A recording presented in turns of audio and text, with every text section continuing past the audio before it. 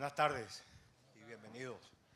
Se me ocurre que la semana pasada Juan Pablo, cuando publicó los resultados de la encuesta de coyuntura de Conindustria, nos ofreció un número impactante, posiblemente trágico, 35.2% de capacidad utilizada en la industria. Claro, eso es un promedio, posiblemente de sectores de 10% con otros sectores del 80%. Pero viendo del otro lado, posiblemente estemos hablando de una gran oportunidad. Estamos hablando de que la industria nacional podría triplicar casi su producción en relativamente corto tiempo y con poca inversión de capital. ¿Me podrían decir cuál es el caso específico de sus sectores y cuánto tiempo ustedes estiman poder alcanzar lo que ustedes determinen y consideren capacidad full? Buenas tardes. Primero quiero agradecer a la Junta Directiva de Conindustria, en especial a Juan Pablo, por la invitación para poder compartir con ustedes qué está sucediendo en la industria automotriz y en especial en la industria de autoparte. Yo voy a decir algo que quién sabe es muy grave, pero podemos estar frente a la desaparición en Venezuela de la industria automotriz. En Venezuela la industria automotriz desde el año 2012 a la fecha ha caído 91%. Yo creo que una industria que esté cayendo 91% está virtualmente a las puertas de la desaparición. Nosotros atendemos fundamentalmente tres mercados. El mercado que va dirigido a las ensambladoras. La capacidad promedio utilizada en la industria de autopartes en este momento no excede el 30%. Pero si vamos por sectores, el sector que va dirigido a las ensambladoras no está más allá del 5%. Una industria que está trabajando con 5%, donde tiene más del 70% de sus trabajadores en su casa, pagándole absolutamente todos sus beneficios, está muy cercano a que se descapitalice totalmente. El otro mercado, que es el mercado de repuestos, nosotros tenemos la obligación de atender un parque automotor de más de 4.2 millones de vehículos. Es un mercado que está en este momento con una disminución respecto al año anterior de más de 30% y que no está trabajando más allá del 50% de su capacidad. Razones, fundamentalmente tres. Creo que una es común para todos los sectores, que es la caída en el poder adquisitivo del venezolano. Evidentemente, el venezolano tiene que comprar algo de comida antes de poder reparar un vehículo y mucho menos antes de darse el lujo de poder comprar un nuevo automóvil. El segundo punto es la carencia de materias primas. No tenemos materias primas importadas. La deuda, y lo mencionaba en la lámina anterior, del sector autoparte con sus proveedores tradicionales excede los 408 millones de dólares. Esos son 2 años y 9 meses. 2 años y 9 meses que no tenemos crédito extranjero y evidentemente no podemos importar materias primas. Y con lo peor es que lo que tendríamos que estar utilizando, que son las materias primas nacionales, tampoco disponemos de ellas. Nosotros necesitamos 110.000 toneladas de acero al año. Este año nos han suministrado solo el 4% de la necesidad de ese oro y desde el mes de abril no nos da 1 kilo de material. Respecto al aluminio, le han dado solamente el 45% de la necesidad de este año, pero cabe la pena destacar que teníamos fábricas como en su momento eran Rualca, que exportaba más de 2 millones de rines al año. Si tuviera que estarlos exportando estaría absolutamente parada. Amén de eso, la calidad de lo que están entregando no corresponde a los estándares que necesitamos a nivel internacional. O sea que si nosotros quisiéramos volver a exportar aluminio, con los niveles que tenemos actualmente sería sumamente difícil. Y el tercer sector, que es exportación, nosotros sí decimos con mucho orgullo que fuimos capaces de exportar niveles importantes con respecto al resto de los sectores industriales. Sí, nosotros llegamos a exportar más de 260 millones de dólares al año. Y fue hace muy poco tiempo, relativamente, el 2005, 2006. Bueno, ¿qué ha pasado? Sin materia prima, sin una moneda competitiva y con la situación laboral que tenemos, es bien difícil que podamos seguir adelante. Evidentemente, la industria tiene una serie de necesidades que cumplir. Evidentemente, no sé si lo vamos a hacer, vamos a ir dando oportunidad a cada uno de ellos para ir las necesidades de cada sector. Hay un listado, quién sabe, hasta más largo del que nos presentaba el doctor Cacique, de las necesidades que tenemos para reactivar la industria de autoparte. Pero repito, la industria de autoparte está a punto de un colapso total. Una industria que esté trabajando a menos del 30% de su capacidad, con 2/3 partes de su personal en su casa, es bien difícil que pueda seguir adelante. Nosotros, ¿qué necesitamos? Necesitamos una industria de acero que funcione. No decimos que no hemos tenido reuniones a nivel de SIDOR, pero no hemos tenido todavía ningún resultado positivo. Yo podría decirle que la expectativa para el año que viene de producción de acero es virtualmente cero. O sea que va a haber muchas de las industrias que hoy en este momento están paradas que van a terminar de pararse el próximo año. Hemos tratado de tener reuniones con SIDOR, las hemos tenido, pero no hemos tenido ninguna respuesta que nos dé algo de ánimo. Quisiéramos que pudiéramos importar en bolívares, pero es que tampoco podemos importar en bolívares y tampoco tenemos ninguna posibilidad de ir al CIMADI. No le voy a decir cuánto nos han dado en el CIMADI el último año, porque creo que no merece la pena, ¿no? Pero tampoco tenemos la posibilidad tampoco de importar materias primas. Entonces, lo que tenemos enfrente es una situación sumamente difícil, a punto de un colapso total de la industria. Ya en este momento lo tenemos. De hecho, estamos haciendo unas sesiones bien importantes a nivel estratégico en las organizaciones, a ver cuál es el destino y cuál es el modelo de negocio que necesitamos. Evidentemente, para que la industria subsista, tiene que haber un cambio absolutamente fundamental en el modelo de negocio o en el modelo económico que estamos teniendo enfrente. Buenas tardes, Melquiades. Buenas tardes a todos los presentes. Mira, respondiendo a tu pregunta, la caída del sector industrial del 35% tiene una coincidencia con la caída del sector químico, que está alrededor del 35%. Y más que una coincidencia, creo que tiene una explicación muy válida, es la transversalidad del sector químico. El sector químico es un sector que afecta en todas las áreas industriales, alimentos, por ejemplo, empaques, en el sector de autopartes, todo lo que es la parte automotriz, colchones, los asientos de los carros, caucho con el negro humo, una cantidad de productos que van al sector automotriz, al sector de alimentos. El sector químico, digamos que representa todo el sector industrial de alguna manera, porque lo tocamos a todas las industrias en algún momento. O sea que por lo mejor no es una coincidencia de ese 35%. Tu pregunta es en cuánto tiempo podemos recuperar la industria. Yo en ese lado soy bastante optimista. Yo creo que si bien una industria no se reactiva de un día para otro, porque no es un botón lo que uno aprieta, y aceitar la maquinaria nuevamente, y sobre todo yo diría que la mayor dificultad que nos vamos a conseguir es la mano de obra calificada y el personal preparado, que mucho se ha ido del país. Yo creo que el país puede estar produciendo rápidamente a nivel del 60-70% en un plazo de 6 o 8 meses, y después de un año yo creo que la industria puede estar retomando su nivel de producción. Todo esto dado en condiciones normales, ¿no? Bajo las reglas de juego actuales. Yo lo único que vaticino es que la industria siga disminuyendo su producción y sigamos cada vez teniendo menos capacidad. Entonces, la pregunta que yo te rehago después, Melquiades, es, bueno, ¿bajo qué escenario pretendes que podamos subir la producción? ¿Bajo las reglas actuales o bajo unas nuevas reglas de juego, ¿no? Sería la pregunta. Entonces, bueno, creo que por aquí nos pueden ayudar con los otros sectores, ¿cómo están? Bueno, primero que nada, muy buenas tardes. Mi nombre es Tito López, yo soy presidente de la Cámara de la Industria Farmacéutica. Bueno, sí, como bien dice el compañero, es bastante difícil, y más aún cuando el 98% de los insumos para la industria son importados. Nosotros actualmente hemos recibido solamente 75 millones de dólares en lo que va del año. Eso representa un 10.4% de la deuda de CIFAR.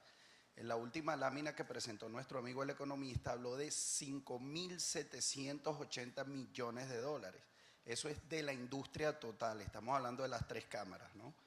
Laboratorios transnacionales y nacionales, que nosotros siempre hemos sido partidarios, nunca damos declaraciones alegres de que se va a aumentar o triplicar la producción de medicamentos en el último trimestre del año, siempre lo hemos visto como un punto bien delicado, y es bien responsable decir de que aquí todas las empresas son importantes, tanto transnacionales como nacionales y casa de representación.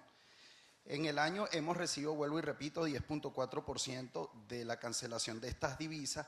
Se ha visto quizás un ligero apoyo hacia las empresas nacionales, liquidando estos 61 millones de dólares a empresas que tienen planta dentro de nuestro país.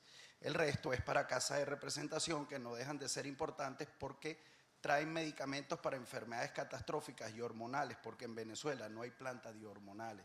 Por eso es que vemos muy seguidamente lo que viene siendo la falta de productos para lo que viene siendo la parte como anticonceptivos. Hay un nombre comercial que es muy buscado, que no lo quiero nombrar evidentemente por no hacerle una cuña, pero sí hay muchos de estos productos que prácticamente tienen un 100% de falla en la industria.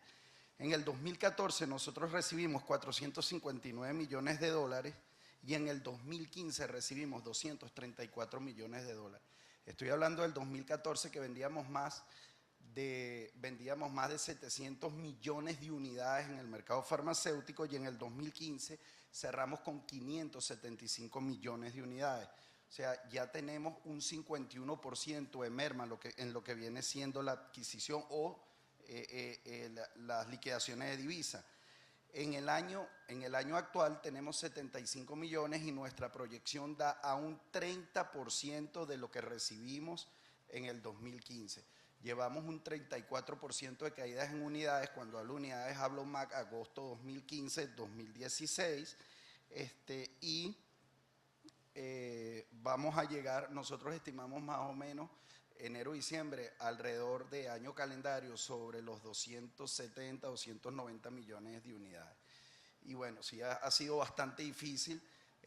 Si bien se han dado cuenta muchos de nosotros que antes íbamos por una clínica y de repente íbamos por una consulta y veíamos la fila de visitadores médicos, eso ya se perdió en su totalidad, porque evidentemente casi el 98% de los insumos son importados. Bueno, gracias Melquíades, gracias Juan Pablo y toda la junta directiva y a ustedes.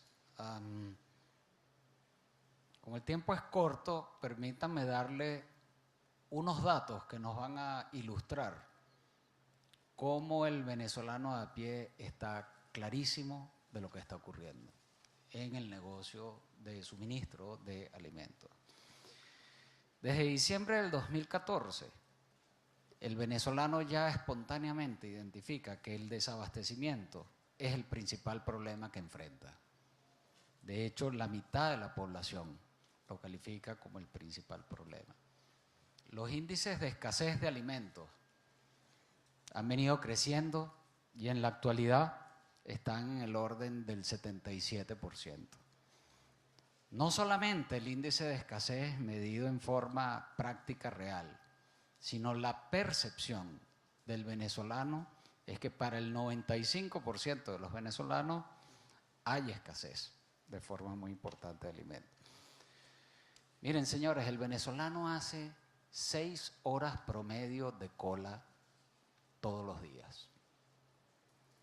No tiene distinción por afiliación política. No importa si usted es opositor o es pro gobierno o es niní, hace más o menos la misma cantidad de horas. Sí tiene una diferencia entre las clases, digamos, económicas más favorecidas a las clases más populares. Las clases más populares están haciendo casi 7 horas de cola todos los días. El consumo interno de alimentos en Venezuela, un ser humano, para que ustedes tengan una idea, consume en promedio más o menos 1 kilo de alimentos por día. De tal manera que lo normal es que uno consuma 30 kilos de alimentos al mes. En el año 2011, en Venezuela, el consumo promedio de alimentos mensual era de 32,3 kilos por mes per cápita. Ya en el año 2015 era 20 kilos de alimentos per cápita. En enero-julio del año 2016 estamos consumiendo 13 kilos de alimentos per cápita promedio. Entonces son cifras absolutamente reales.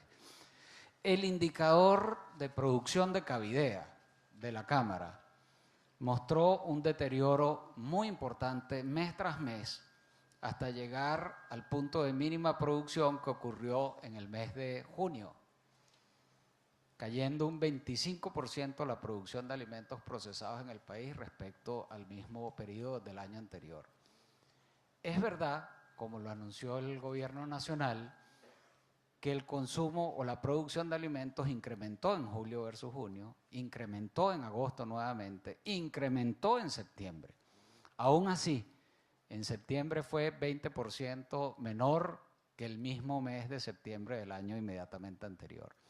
Sin embargo, en octubre la caída es muy relevante, por debajo del piso que tuvimos en el mes de junio. El venezolano está clarísimo. Cuando se le pregunta qué tan creíble es que la principal causa de desabastecimiento es la distribución de los alimentos por parte de las empresas privadas, el 63% considera la frase poco creíble. De tal manera que con estos pequeños datos yo les hago entender que el venezolano está clarísimo de lo que está ocurriendo en materia alimentaria. Nosotros en Cavidea hemos hecho fundamentalmente 4 propuestas. Una propuesta tiene que ver con privilegiar lo hecho en Venezuela, es decir, fomentar la producción nacional. Hay rubros donde Venezuela históricamente ha tenido ventajas comparativas y competitivas, como los rubros de caña de azúcar, cacao, maíz blanco, y eventualmente en azúcar se logró un reimpulso de la producción nacional durante muchos años. De tal manera que la primera propuesta que hace Cavidea es promover la producción nacional. Hay la enorme oportunidad, por ejemplo, de autoabastecerse nuevamente tanto en maíz blanco como en arroz blanco de mesa.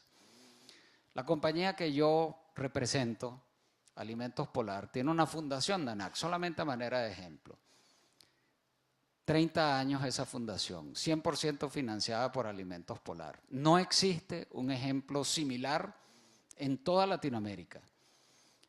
Esta fundación se dedica a desarrollar material genético para que las empresas productoras de semillas lo reproduzcan y así alimentar el campo venezolano. Es una fundación de científicos venezolanos para los venezolanos. Esta fundación tiene la capacidad, junto con los productores agrícolas, junto con el Estado, de hacer que Venezuela vuelva a ser autosuficiente en la producción de maíz blanco y arroz de mesa en 2 años plazo, ahorrándole al país $500 millones todos los años que el país eroga en importaciones de esas materias primas. Esto es simplemente un ejemplo. Casi todas las compañías afiliadas a la Cámara tienen experiencias como esta y las han puesto al servicio del Estado y del gobierno nacional. En segundo lugar, tiene que haber acceso suficiente a las materias primas. Y el acceso suficiente pasa por los siguientes 5 aspectos. 1, hay que atender el tema de la deuda comercial. Todos en esta sala estamos clarísimos de que probablemente Venezuela no puede pagar la deuda comercial que por razones de los convenios cambiarios las empresas adquirieron con sus proveedores extranjeros. Pero lo peor que usted puede hacer con un proveedor extranjero es no atender el tema de la deuda, es hacer como si no existiera. Hay que decirle, tengo problemas para pagarte, te puedo pagar en estas condiciones, en estos plazos, me tienes que dar tantos años de gracia, me tienes que condonar una parte de la deuda y yo asumo el riesgo y el golpetazo financiero en las pérdidas patrimoniales que eso signifique, pero hay que atender el tema de la deuda. En segundo lugar, hay que establecer reglas claras para la industria en relación a la asignación de los dólares, sean estos DIPRO o DICOM. Hay una absoluta falta de transparencia y lo lógico es que si hay escasez de recursos, como haría cualquier padre de familia en una casa donde hay escasez de recursos, pues uno tiene que priorizar en dónde los invierte y en dónde no. Obviamente hay que preparar un presupuesto de divisa que establezca reglas claras y hay que hacer transparente la asignación de divisas. Verbigracia, hay que publicar a quién se le otorgan las divisas y a quién no. Simplemente siendo transparente. En tercer lugar, pues hay que privilegiar el trabajo productivo. Obviamente la ley del trabajo es perfectible.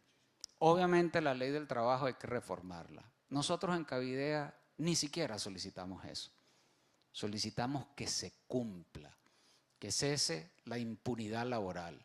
No puede ser que 1% de los trabajadores de la industria, que tienen calificaciones de despido, que han sido juzgados por tribunales de la República, no sea posible proceder con la calificación de despido que está establecida en la ley.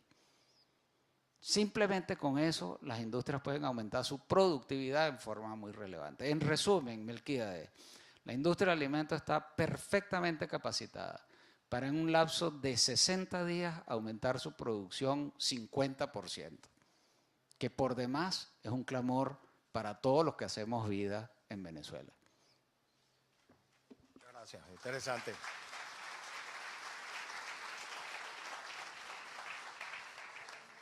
Bueno, ustedes capturaron muchas de las cosas que yo me imaginé que tenía que preguntar, pero surgieron muchas otras. Aquí se han mencionado palabras que tienen que ver con exportación, con limitación del poder adquisitivo, el modelo y talento, que es un tema bien importante. El gobierno pareciera que se da cuenta que de las limitaciones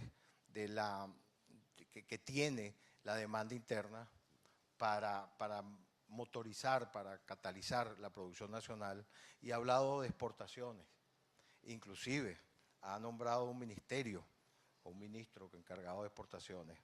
Vamos a imaginarnos que allá afuera están el gabinete de ministros y aparte de las que mencionó Jesús Cacique, el economista Jesús Cacique, en términos macroeconómicos, si ustedes estuvieran ahí al gabinete y le dijeran, bueno, yo para exportar, sabiendo las limitaciones que hay de divisas, sabiendo todas las limitaciones que tiene el país, piensen, no sé, en 3, 5 cosas específicas que le pedirían a ese gabinete que está allá afuera para poder ustedes exportar y motorizar de nuevo la producción nacional. Gracias, Melquíades. Mira, creo que van a ser un poco más de 5. Y no se lo hemos dicho ahora que estuviera el gabinete, sino lo hemos dicho en multitud de oportunidades. De hecho, tuvimos un evento importantísimo hace 2 meses en Valencia con la industria de autopartes y el Ministerio de Comercio Exterior. Receptividad en cuanto a oír, pero los hechos todavía no los tenemos pendientes. Yo te voy a dar un listado pequeño. Primero, permitir que el 100% de la divisa que generen las empresas sean utilizadas por las empresas. Eso ha sido un pedido que no ha quedado más allá del 60% y una promesa velada que se puede utilizar el 100% en algunas condiciones. Inspección única de despacho en las empresas que eviten lo que está sucediendo en los puertos. Eliminar los permisos de exportación. Nosotros tenemos empresas en nuestro sector que han dejado de exportar y han no podido cumplir compromisos en el exterior porque todavía hay permisos que tienen que ser solicitados y hay algunos funcionarios que no lo agilizan. El reintegro inmediato del IVA, modificar la alícuota de drawback porque los países con los que vamos a competir en el exterior tienen incentivos de exportación diferentes a los que nosotros tenemos. La exoneración del aporte de la LOCTI para lo que son las ventas de exportación. Institucionalizar la rebaja hasta el 40% del impuesto sobre la renta de la inversión para exportaciones. Agilizar los procesos de perfeccionamiento activo que podrían utilizarse para importar materias primas, transformarlas y devolver los productos terminados. Y algo que también es importante, que se ha hablado mucho, que es el financiamiento de bancos y bandes, ¿no? Nuestras empresas han ido y han persistido en ir a través de este mecanismo, pero cuando tú tienes un banco de comercio exterior que no quiere dar tiempos muertos, que no considera que hay un ciclo necesario para la exportación, mientras es la traída de las materias primas, el procesamiento y cuando tú logras cobrar en el extranjero, y condicionalmente quiere darte unas tasas de interés de 10% para exportar, definitivamente están fuera de lo que es la posibilidad de un negocio de exportación. Entonces, este ha sido el menú que nosotros le hemos dado al Ministerio de Comercio Exterior, se lo hemos dado en diferentes eventos, se lo hemos puesto por escrito, todavía estamos esperando de que pueda haber alguna reacción. Yo me voy a tomar 2 minuticos más, no me voy a encadenar, pero creo que sí es importante como sector y creo que como todos los sectores, que quién sabe lo más importante es que busquemos un mecanismo para que logremos abatir la inflación. Si no logramos abatir la inflación, nuestros consumidores no nos van a poder comprar a nosotros. Lo otro es el suministro de materias primas, acero, aluminio y productos petroquímicos y el desarrollo de aceros especiales. Es increíble que todavía tengamos que importar aceros y otros productos que podrían perfectamente ser desarrollados en el país. La flexibilización del mecanismo de importación en bolívares es algo que se ha dicho que se va a dar, pero no logramos darlo con tranquilidad. No podemos comprometernos a importar en bolívares porque no sabemos cuál y en qué momento una aduana puede pararnos el material que estamos teniendo. Ante esta baja de producción que tenemos en la industria automotriz, pareciera mentira que casi el 80% lo están produciéndose vehículos chinos, iraníes, vehículos que no incorporan absolutamente una autoparte nacional. Lo que pedimos es que básicamente se cumpla lo que se cumple para las ensambladoras tradicionales del país. Lo otro que es bien importante es que el Estado deje de importar vehículos. Yo creo que es necesarísimo de que los pocos recursos que hayan se asignen para la producción nacional. Sin producción nacional no vemos factibilidad. Pues esto es muy rápido las cosas que creemos que podrían servir para impulsar el desarrollo de la industria de autoparte. Si tuviésemos a los ministros aquí, yo creo que yo separaría en dos partes mis puntos. El primero es, bueno, para poder exportar tenemos que ser competitivos. Si no somos competitivos, no hay manera de exportar.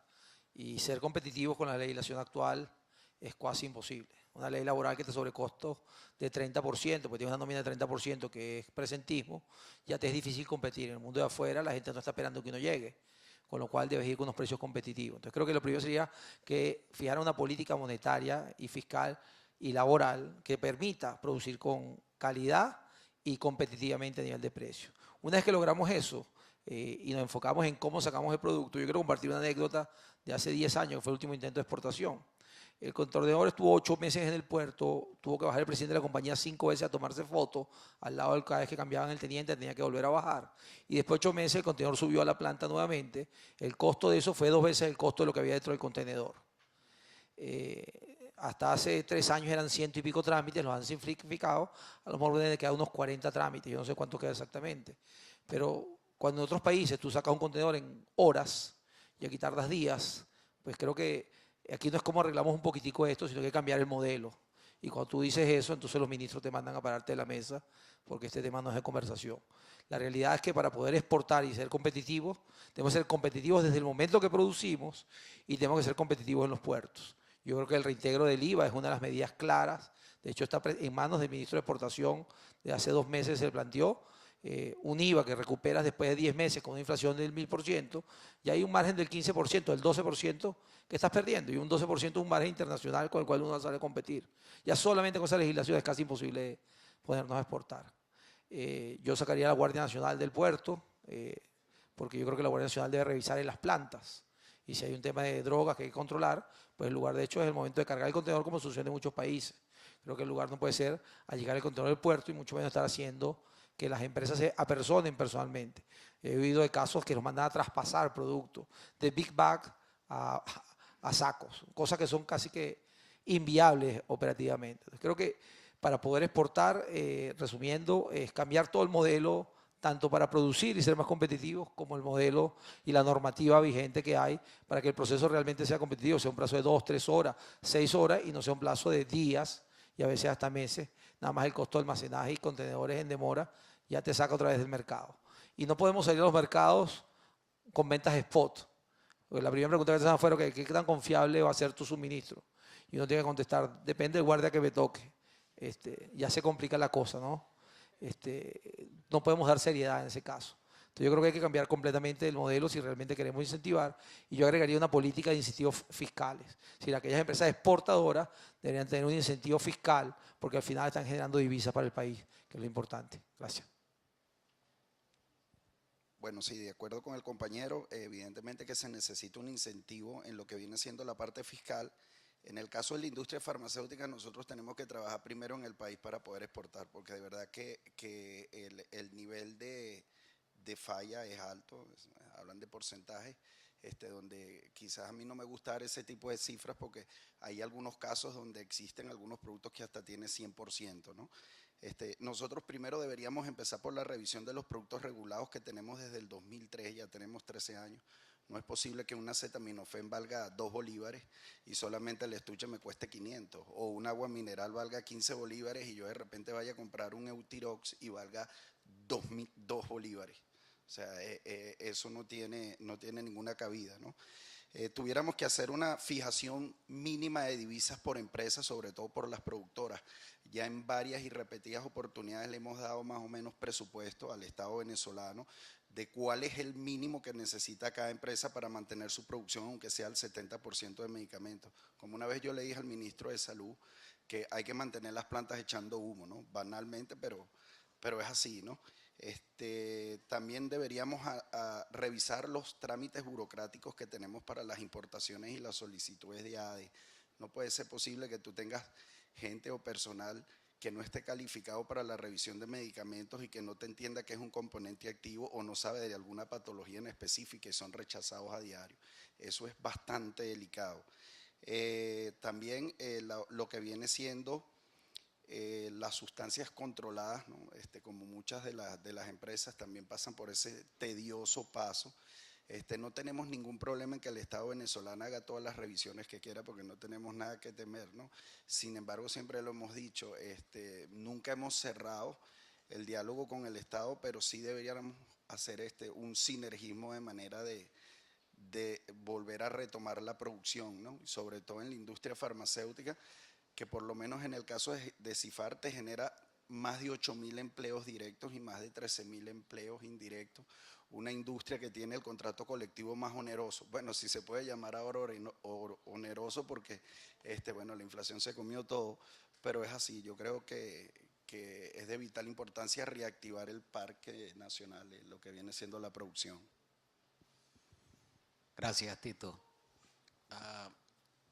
Melquíades, yo al gabinete no le pediría 5 cosas, le pediría 4.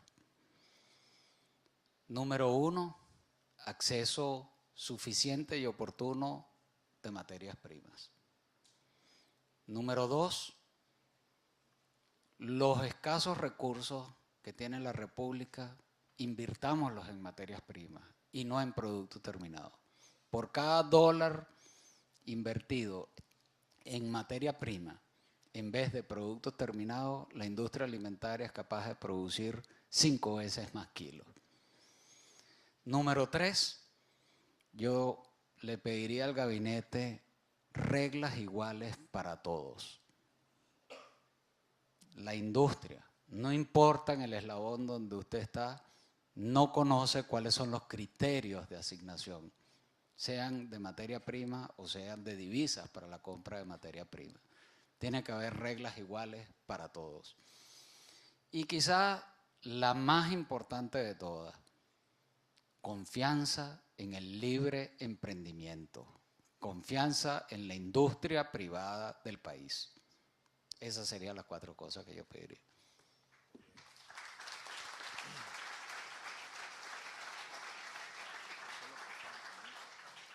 Uno de los temas que se iba a tocar, y digo iba porque creo que no tiene ningún sentido, es el tema de innovación.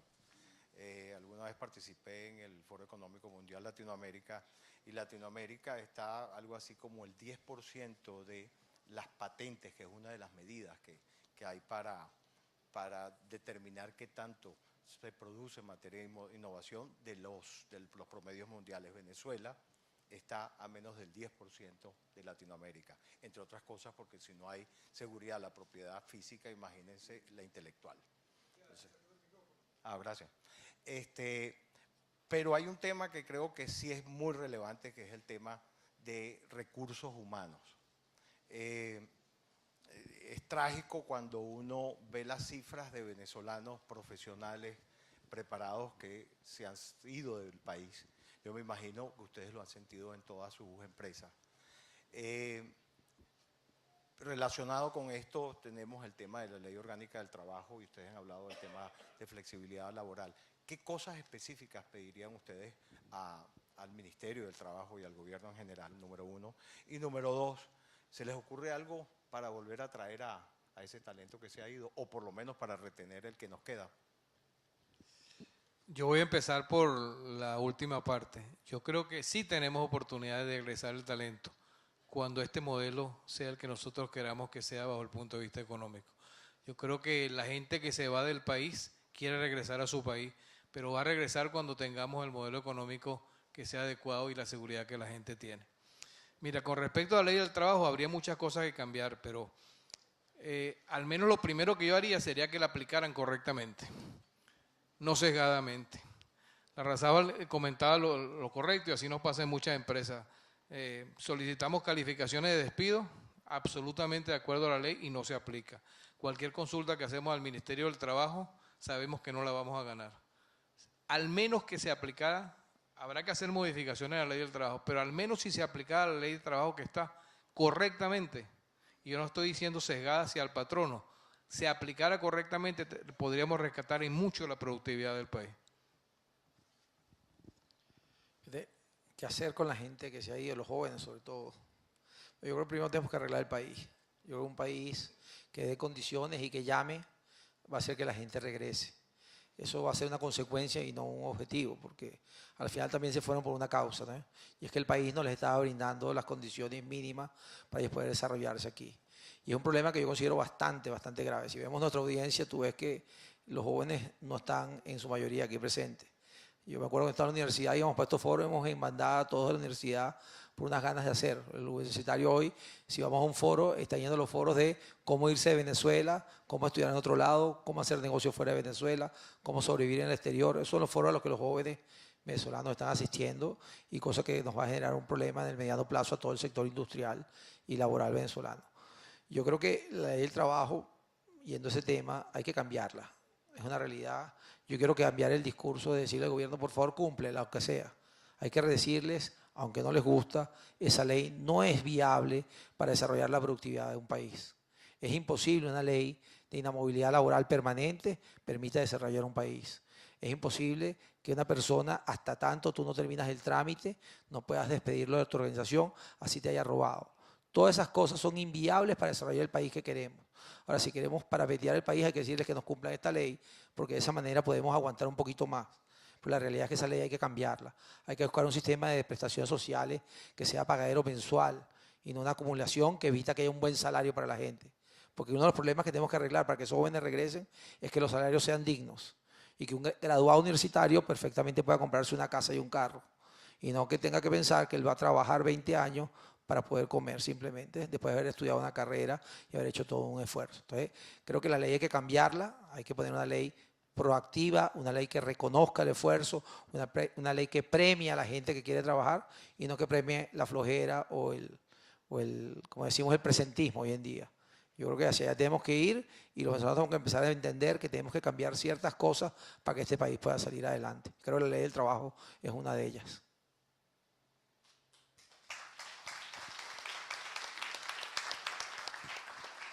Bueno, sí, en efecto, la ley del trabajo habría que revisarla por completo porque nosotros más que industria lo hemos vivido bien duro, ¿no? Pero adicional a eso, la parte de los jóvenes es más preocupante porque no existe ningún tipo de incentivo para que los jóvenes se queden en el país a desarrollarlo. Lo digo por sufrimiento propio porque tengo a mi hijo afuera.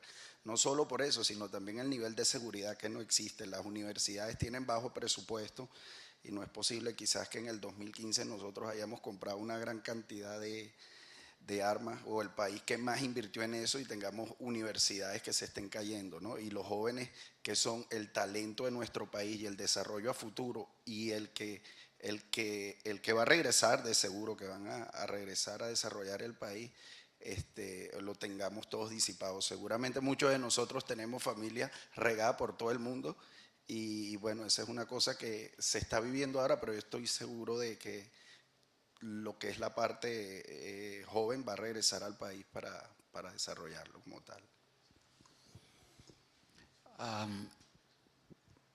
Esa pregunta me va a dar la licencia de responderla anecdóticamente. La Universidad de Harvard, en su Agribusiness Seminar, destaca que los alumnos que más descollan son los latinoamericanos y específicamente los venezolanos por su capacidad de adaptación. Parecemos digamos, unos porfiados. Nos dan para un lado, nos levantamos. Nos dan para el otro, nos volvemos a levantar. Entonces, la verdad es que si queremos construir país, nosotros los que estamos aquí, tenemos que hacer que hayan o que existan las condiciones para que todos estos chamos vuelvan. Las oportunidades de hacer patrimonio bien habido siguen estando en Venezuela. Todos nuestros muertos están aquí. ¿Para dónde nos vamos a ir con esa pata hinchada? Como dice el dicho. Aquí es y aquí hay que apostar. Esa es nuestra posición.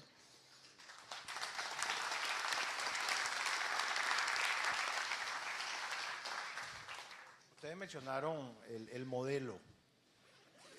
Uno oye diferentes puntos de vista de diferentes economistas y no hay duda que el modelo hay que, si no revisarlo, cambiarlo, definitivamente.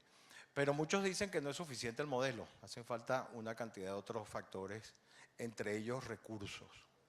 Recursos yo lo veo como la bomba de chique para poder mantener y empezar a arrancar la industria. Vamos a imaginarnos un caso hipotético que nos dan, no sé, 60, 80 mil millones de dólares que podemos levantar.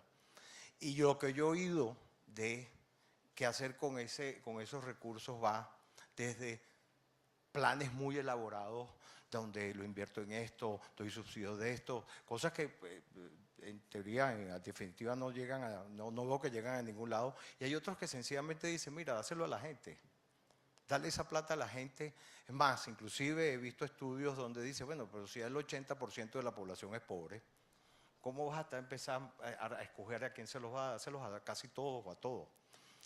Y ellos al demandar, el sector privado va a encontrar las formas de cómo responder a esa demanda.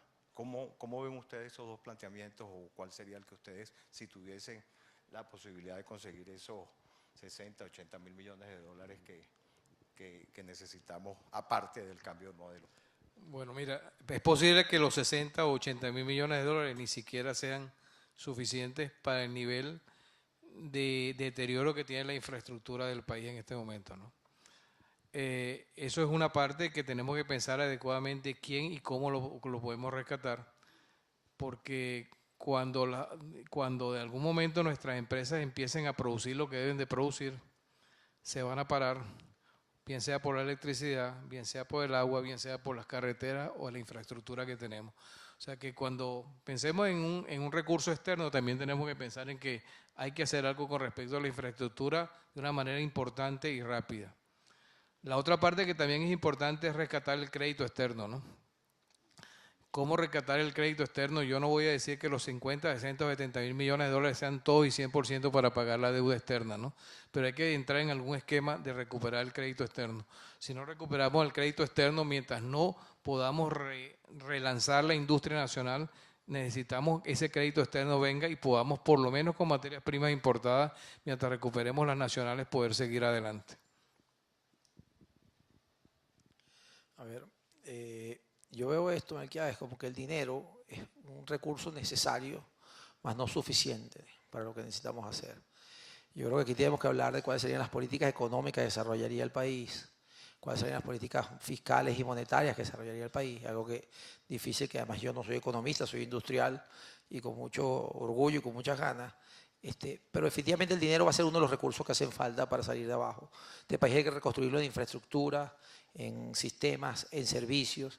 Y yo creo que simplemente ese dinero va a ayudar, bajo un esquema y unas políticas coherentes, a que arranquemos a reconstruir el país. Y después que tengas esa válvula o esa bomba de chique, como tú llamaste, pues irá generando una economía. Estamos como estamos porque la economía no está funcionando. Y en eso consiguen, bueno, ayer 100 economistas sacaban un artículo. Creo que en eso todos los economistas están coincidiendo. Tenemos un problema económico. Pero lo que tenemos que hacer es crear un mundo económico. Es darle la vuelta al desastre para transformarlo en oportunidades.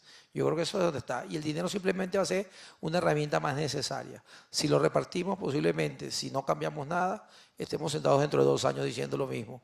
¿Cómo hacemos para sacar el país adelante? Entonces, más allá del dinero es qué vamos a hacer con la política del país y qué vamos a hacer para reconstruir todo el sector industrial del país.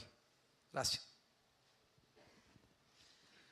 Bueno, quizás yo creo que nosotros tuviésemos que empezar por recuperar los valores, ¿no? Los valores ha sido algo que está muy castigado dentro de nuestra sociedad, la parte moral y cívica, ¿no? Yo tratara de orientarlo hacia lo que viene siendo el desarrollo de las universidades de la mano con los industriales, ¿no? Revisar todos los sectores donde necesitamos nosotros apuntalar con mayor importancia de manera de recuperar el país lo más pronto posible, ¿no? Bajo medidas y directrices que sean siempre vigilantes, ¿no? Y sobre todo orientado a lo que viene siendo generar empleo a través de las industrias productoras.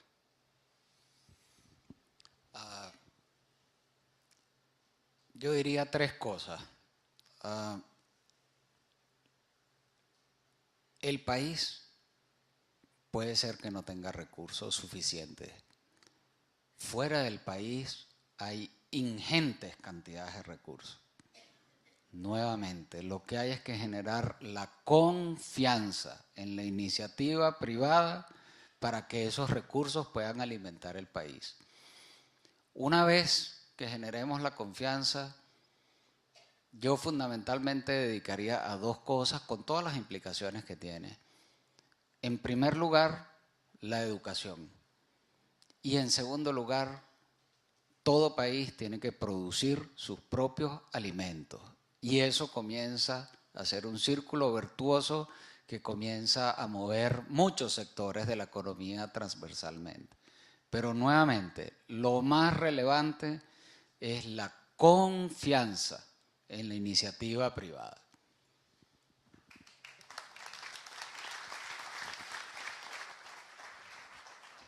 Para finalizar, ¿hay alguna pregunta que no les haya hecho, que a ustedes se les ocurrió en el camino y que les gustaría compartirla con alguna opinión sobre su sector, con el público? Bueno, si quieres comienzo yo al revés. Yo siento que el venezolano de a pie está claro. Todos los estudios de opinión demuestran una claridad diáfana. No importa la condición social, no importa la afiliación sociopolítica de la gente. Por lo tanto, lo que es absolutamente necesario es no tener miedo a decir las cosas. Nosotros tenemos sin miedo que hacer nuestras propuestas a las autoridades. Nosotros tenemos que utilizar al máximo nuestra capacidad para influir. No se vale quedarse callado. Así no vamos a lograr construir un país.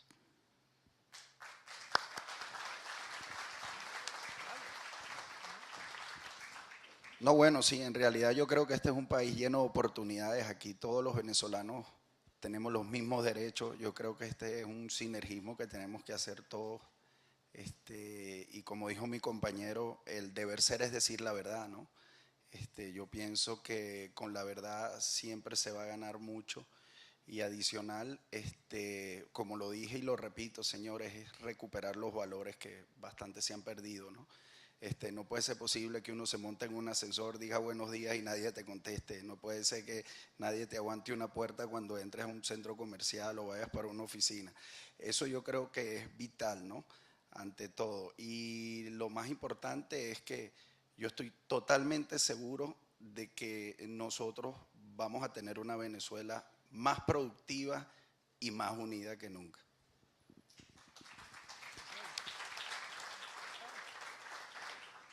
Mira, yo quiero reafirmar lo que decía Abel Felipe hace un rato. Sin confianza no hay nada. Y sin esperanza no tenemos futuro. Tenemos que llenarnos de esperanza que vamos a construir la Venezuela que soñamos.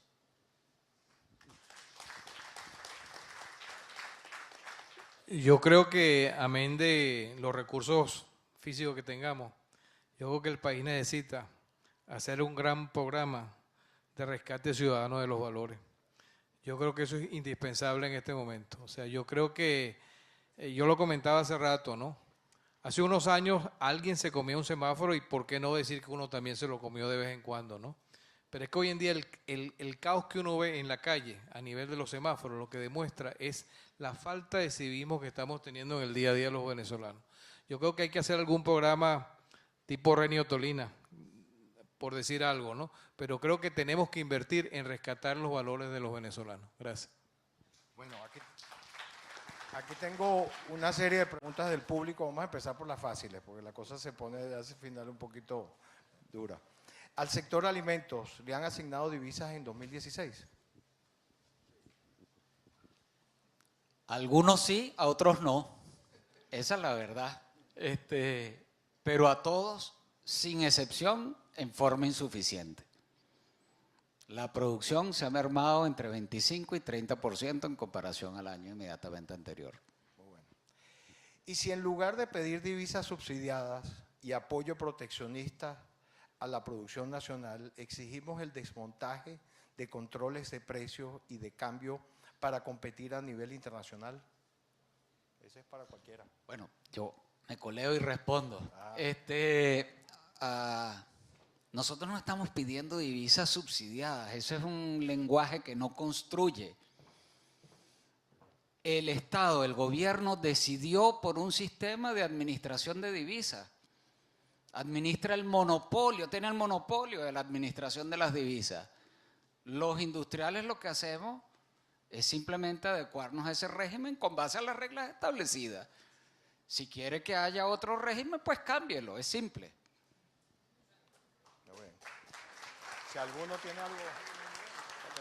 Yo quiero decir que se le ha planteado al gobierno en reiteradas oportunidades que elimine la ley de control de precios y control de cambio, y que cuando decía el exministro de Finanzas que rompiéramos el cochinito, en varias oportunidades se le dijo simplemente permíteme romperlo y utilizarlo de libertad, en libertad. Es decir, quítame la ley de cambio porque no puedo poner las divisas para que tú me obligues después a vender un precio que no es. Se le ha planteado en reiteradas oportunidades al gobierno y lamentablemente el gobierno no ha querido hacerlo. Muy interesante, adelante.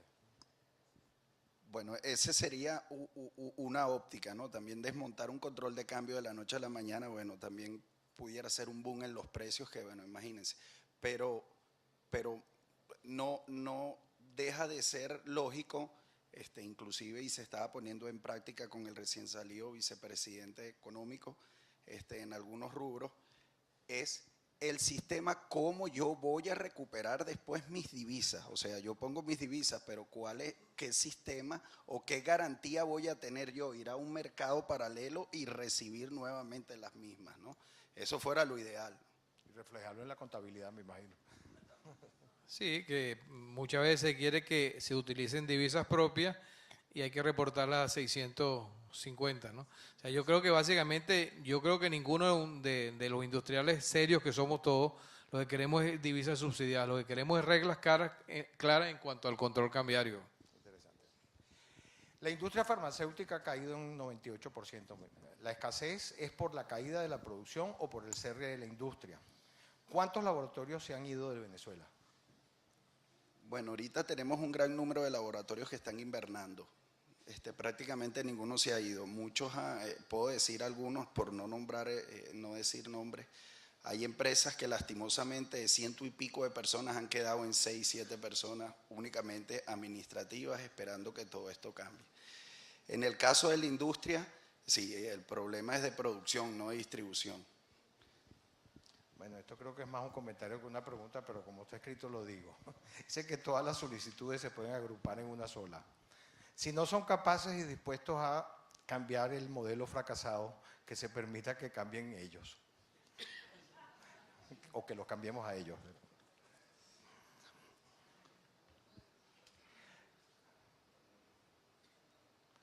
Aquí está una muy general, pero ¿qué le dirían al ciudadano de a pie? ¿Qué desea cada uno de ustedes para Venezuela? Bueno, aquí hablamos de algo que tenga confianza que tenemos futuro.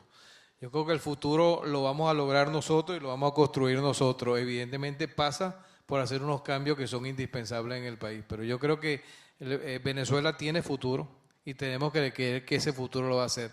Ahora, para hacerlo nadie nos lo va a regalar, nadie nos lo va a regalar el futuro. Tenemos que forjar el futuro, tenemos que luchar ese futuro, tenemos que pasar por situaciones muy bravas, pero tenemos que afrontarlas, ¿no? Porque nadie va a venir a regalarnos el futuro, ningún país va a venir a regalarnos lo que nosotros debemos de hacer, ¿no? Mira, la Venezuela que yo quisiera es una Venezuela con libertades económicas y con seguridad jurídica y seguridad personal, donde simplemente podamos recuperar lo que fuimos, un país alegre, un país trabajador, con seguridad, donde podíamos salir tranquilamente y sobre todo donde teníamos seguridad para ser empresarios, ser industriales, sin que nadie nos estuviera constantemente amenazando de que si no vamos por tal carril o por tal vía, vamos a estar presos o detenidos. Creo que ese es el país que yo deseo. Y al ciudadano de pie, lo que hay que decirle es que, uno, esto puede ser muchísimo mejor de lo que hemos visto hasta ahora, y lo que debe estar seguro es que para allá vamos y que el camino es para mejorar a Venezuela y que no pierda la esperanza.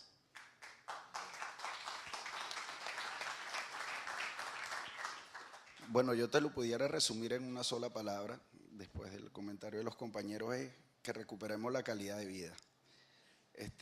No puede ser posible que nosotros nos estemos acostumbrando a que el agua llegue a la casa 3 veces a la semana. No puede ser posible a que nosotros estemos un día a pie, otro día consigamos transporte. No puede ser posible que yo me acostumbre a hacer una cola. O sea, yo creo que la importancia de la calidad de vida es algo que debe regresar al país.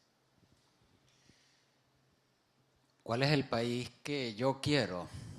El país que queremos todos. Tan simple como eso. ¿Qué quiere el venezolano? Sin duda, lo hemos estudiado a profundidad. El venezolano no es flojo.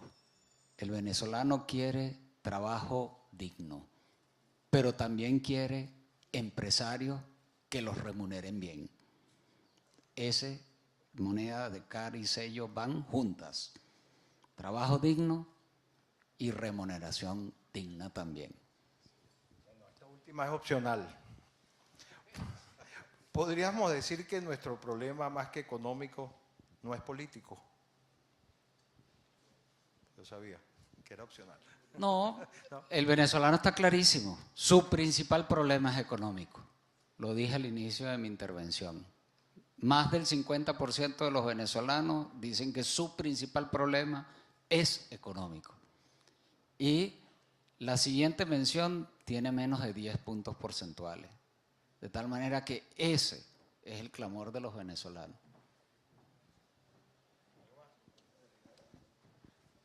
Yo creo que el problema es efectivamente económico, y el problema económico ocurre porque hay unas malas políticas económicas. Entonces yo no sé si las políticas es el problema, que es lo que nos está creando que la economía esté como esté. Yo creo que el problema económico no viene por la caída del petróleo. Viene ahora las políticas económicas que tenemos, que no incentivan la producción, no incentivan el empleo, no incentivan la inversión, porque simplemente no tenemos confianza. Entonces es un problema económico causado por unas malas políticas económicas. Ese es mi punto de vista de esto. Bueno, muchísimas gracias a los panelistas.